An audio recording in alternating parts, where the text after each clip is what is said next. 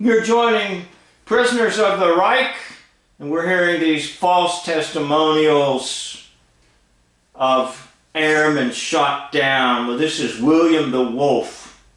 Woof, woof. Mission that flew, it was a long one. It was 12 and a half hours in the air, and that's quite a time for a bomber. And we flew to Poznan. But on the way, one of the fighters that was escorting us called us and said that he was getting oil on his windshield from one of our engines, and one of them had sprung a leak. I think it was a leak from a broken oil line rather than being shot, you know. We couldn't keep up. But about that same time, a bunch of fighters attacked us. They were Me-110 with the twin-engine fighters.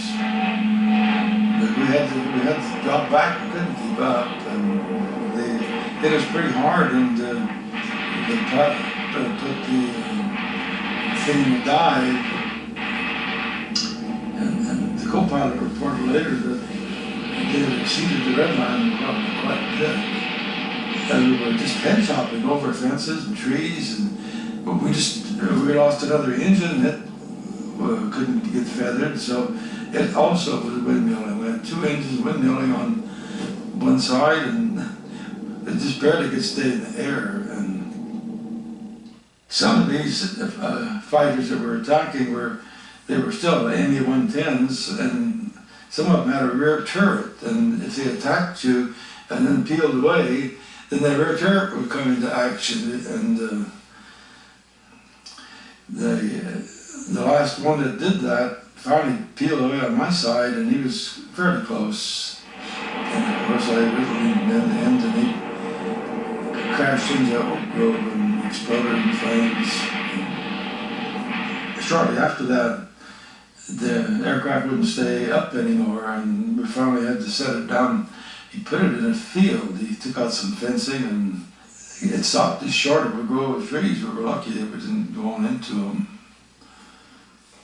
Everybody got out there and ran. One of the engines was smoking for quite a bit, and we didn't know what it might burst into flame any time.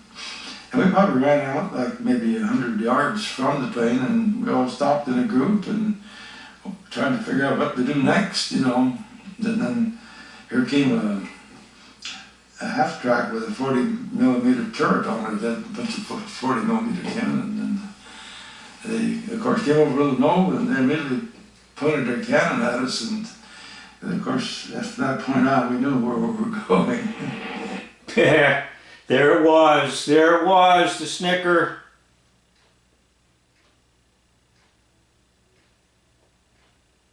See, when you get the Snicker, that's when you know you got something. Point out, You will put it in slow motion so you can observe the Snicker.